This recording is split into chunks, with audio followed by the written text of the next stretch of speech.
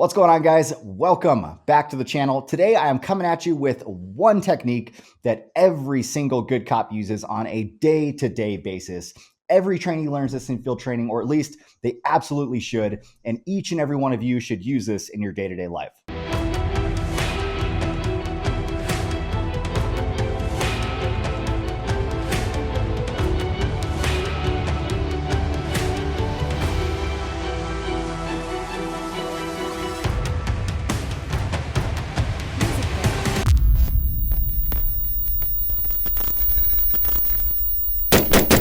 All right, so the general rule of thumb is it typically takes your brand new rookie cop straight out of the academy, about 5 years or so of just straight patrol street experience for that person to feel really comfortable and confident, like they can handle any situation, any call, any day.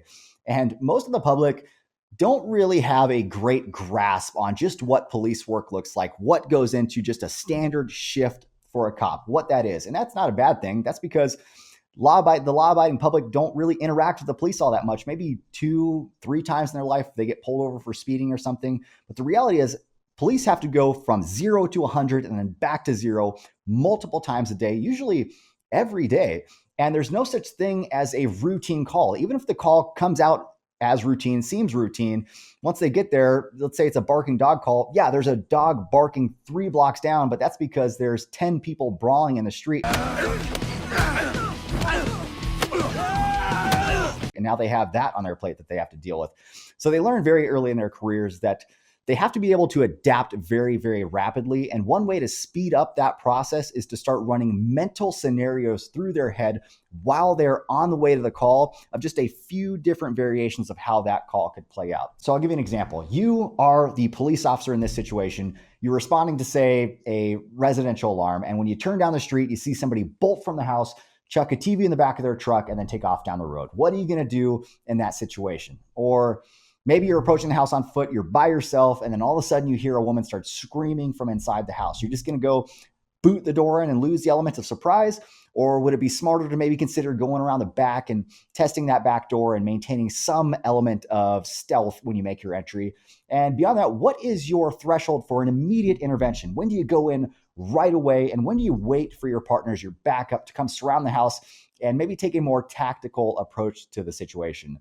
These types of mental scenarios are incredibly effective at speeding up your OODA loop cycle, and they should not be exclusive to just law enforcement. And I would bet a lot of you are probably already doing this, and you may not even realize you're doing it yet. When you go to that local restaurant and you put your back to the door and start scanning the room for all the exits and think to yourself, okay, if something happens, I'm going to exit out that door. That is a micro scenario that you just ran through your head.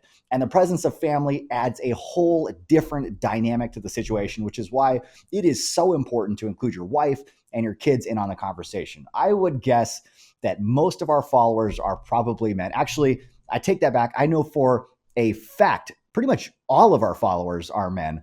So most of you probably work full-time jobs and your spouse spends more time with the kids. Well, what is your wife going to do if she is out at the local gas station and some crazed guy approaches her and demands her keys, and she's got a couple kids in the back of the car? Is she going to tell them that she's got a couple of kids in the back to deter him? Is she armed? Is she going to pull the firearm? I don't have the answers for those questions, but you need the answers for those questions. And the best way is to develop a plan through proactive planning. And it should not be exclusive to just developing your plan when you're going out in public or your spouse is going out in public. You should also take this same approach when you're developing your home defense plan as well. Do you have motion lights, motion cameras, reinforced locks, things that are going to notify you well in advance if there is an intruder? And where's your firearm position in the house? Is it in a place that you're going to be able to get to at a moment's notice? Or do you have kids that are down the hall that are going to require you to leave the safety and security of your master bedroom, go get them, and then bring them back? And if not, and you decide, no, I'm just going to take a defensive posture, hold up on my door, and then wait there. Well, where are you going to position yourself in the room that you're going to be able to maintain cover, keep that element of surprise when they do make entry, and then not position your family in a way that's going to put them in the crossfire? Guys, if you are blindly relying on the fact that you're just going to go completely John Wick in the situation,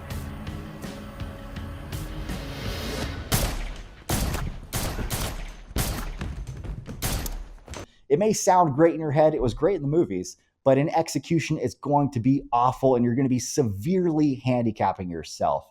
These types of mental scenarios are incredible for speeding up your OODA loop process. And although you may not encounter the exact situation you planned for, in all likelihood, you will encounter a situation that is at least somewhat similar to what you have planned for, and you'll be able to make a decision and fast that could possibly save your life. Guys, thank you for tuning into this video. Thank you if you made it this far. If you agree with me, let me know in the comments below. Hit that thumbs up button. I appreciate all of your support, and I'll see you in the next one.